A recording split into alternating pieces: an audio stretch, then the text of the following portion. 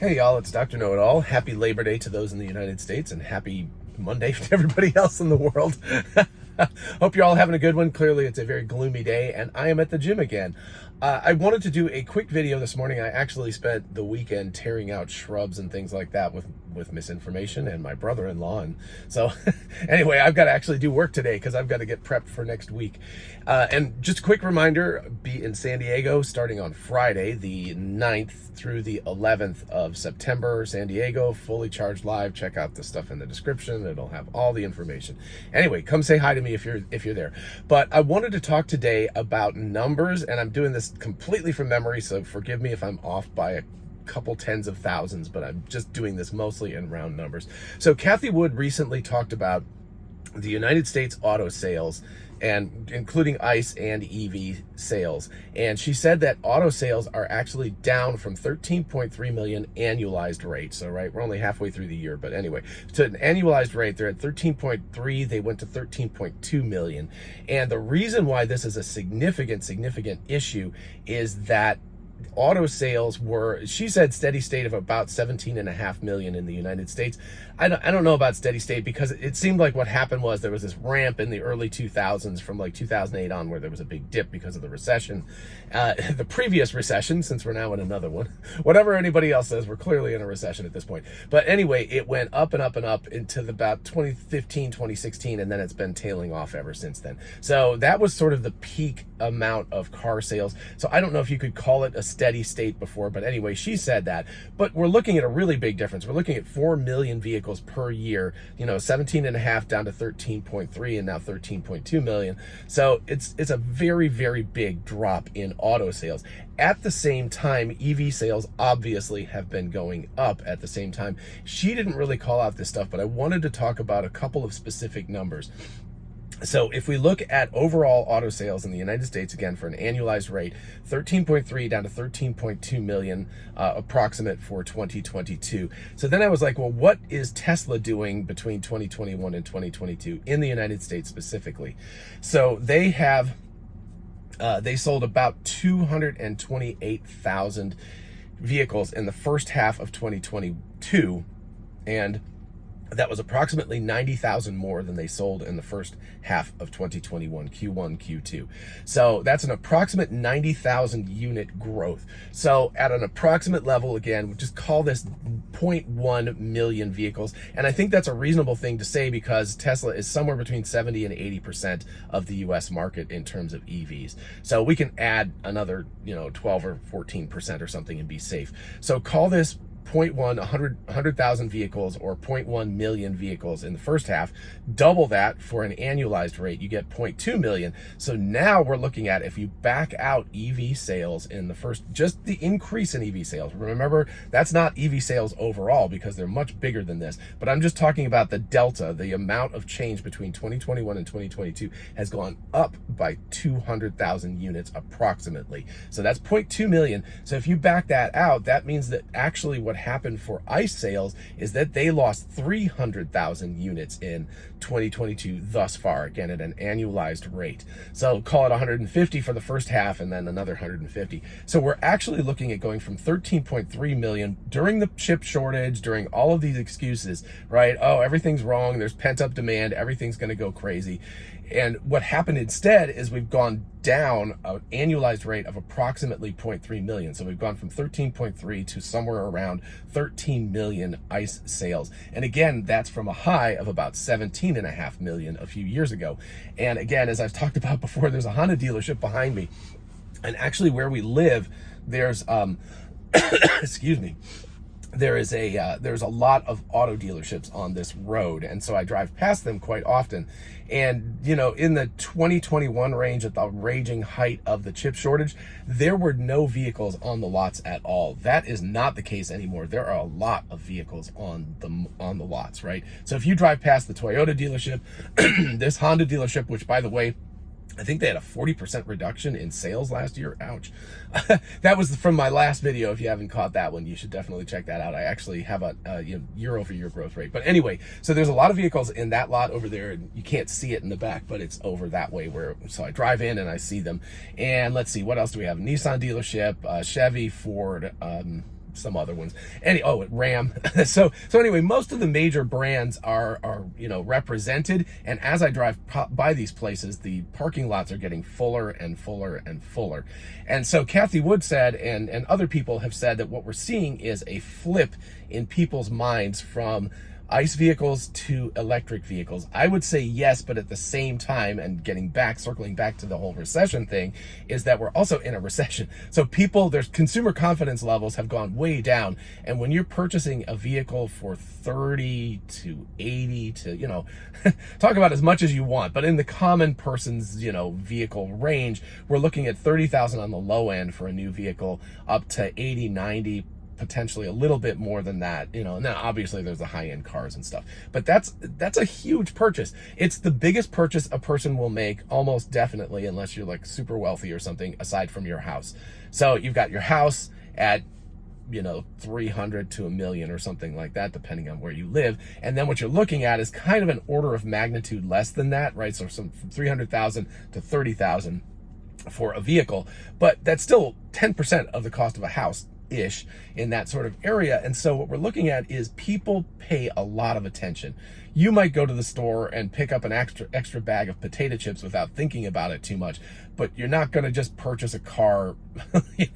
I don't know. Some people do it impulse buying. I have been guilty of that before, but in general, especially in a recession situation where you don't have a lot of confidence in your job, if you don't have a lot of confidence in the economy, if interest rates are going up at the same time, which is probably not a good idea, so that car loans are more expensive, all of that is going to depress car sales. And at the same time, we're getting that flip where people are like, well, wait a second, EVs are a better choice overall. So I might, if I'm going to have to pay $50,000 for another vehicle that I want anyway, why not pay $50,000 for an electric vehicle instead that's going to cost a lot less to drive? So we're getting a lot of elements here at the same time. And really interestingly, what we haven't hit yet is price parity, right? So because of the fact that we've had all of these crazy demand issues and chip shortages and things like that have raised prices, and even raw materials like minerals and everything. So all of that has caused Tesla to raise their prices from, I think, 15 to 20% to 30% to 35%. There's a big range, but anyway, every single one of the Tesla models has gone up significantly in price in the past year. And part of that is to offset a lot of increased costs, but also part of that is to offset demand, because you obviously, classic supply and demand curve, you want to increase the cost to reduce the demand for these vehicles, because otherwise the wait time just gets out of control and people get frustrated. So anyway, Tesla has been raising prices. Many other EV companies have been doing that. So what we haven't seen is the price parity thing yet. Now, obviously, ICE cars have also increased quite a bit in cost recently. But the amazing thing is people are starting to go EVs, EVs, EVs, and they're also starting to go like, don't want to make a big purchase right now, scary, but maybe I'll do it for an EV, but I won't do it for an ICE car. But at some point, that balance, the teeter-totter, is going to like balance out, and we're going to see EVs. So the Model Y is going to cost the same thing as not just a BMW, of the same class, but gosh, I'm trying to think of there's nothing equivalent to the Model Y, but but this sort of mid-size SUV sort of range, I guess a RAV4, a Toyota RAV4 would sort of be in the same class. But when that happens, when we actually see EVs hit the same sticker price as an ICE car of the same class, all hell's going to break loose at that point, right? The problem is right now that we're not seeing that happen quite as fast as I had expected, because there's been a lot of headwinds and a lot of extra things going on in the world.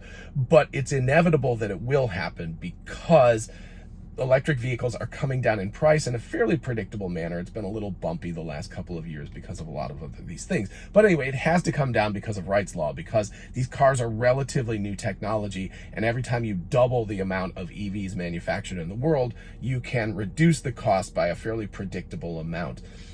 And so what's going to happen is that's going to continue to come down, and at some point, maybe call it a year from now, probably not a year from now, maybe 2 years from now. So let's call it 2025, just to be conservative, really conservative. What is going to be going on in the market at that point? Because ICE vehicle manufacturers, legacy vehicle manufacturers, make 90+% of the vehicles that they make right now, and the profit that they make is ICE cars. And they you're talking about, even to be really generous, you're talking about 2.5 years right now before EVs and ICE cars are on parity. I personally think it'll be sometime in 2024 when that'll happen, but we'll see. Anyway, but it's going to happen at some point, and all of these car companies can't transition fast enough. I know Ford has been looking really hard to try to do this, and they're very aggressive, so I applaud them for that. But a lot of these companies are just kind of sitting on it, and they're like, oh, we'll have till 2030 or 2035 or something. But that's not the case. They're already seeing depressed sales. And remember, depressed sales means depressed profits for all of these companies. All of these companies have massive debt that they're also saddled with. So at the exact time that they're going to need a huge cash infusion in order to grow their EV business, their cash cows, their ICE vehicles, the sales are already collapsing, and it's only going to get worse. The closer an EV comes to sticker price parity with a traditional gas car of the same class, the worse it's going to get, because people are going to go like, I want that one because it's going to cost a ton less to operate. It's a lot more fun to drive. It costs nothing, comparatively speaking, to fill up compared to a gas car at this point, even though gas prices have come down. So anyway, all of that stuff is in the mix. What we're seeing already is the beginnings of the collapse of ICE vehicles. It's happening right now. You can see it in the numbers. And it's only going to get worse as the cost of EVs comes down to price parity for sticker price. It's already as cheap to, I compared this, and I've done a video on this before, so I'll try to remember to put a link to this at the end. But I did a comparison between this car and a Mazda CX-5, which costs half the cost of this car, brand new. And actually the two things over time, if you include resale value, the Model Y actually comes out ahead of the CX-5 in terms of total cost of ownership. And that's absolutely nutty to think about, considering that this car is double what that car is for sticker price. So anyway, if you think about that, that's telling you that all of this stuff is already beginning, and it's only going to accelerate. And legacy vehicle manufacturers are in a world of hurt because they're going to be losing profit. They already are, right? They're blaming it on the chip shortage, but the chip shortage is easing off, and they have access to more chips, and yet still demand is falling. And again, remember, it's masked. It went from 13.3 million to 13.2 million annualized, but actually, if you back out the increase, just the increase in EV sales, it's actually 13.3 down to 13.0 million. So they've lost 300,000 unit sales annualized in 2022 at the same time that there are more vehicles available, and I can see them on the lots. They are there, and this is a world of hurt. This is a bad thing for legacy auto manufacturers. And again, I feel a little bad talking about this on Labor Day because it's the celebration of the laborer, but I guess the laborers should think about getting jobs in industries that are going to be increasing rather than decreasing over time. So get a job at Tesla, right? Or Rivian or something like that.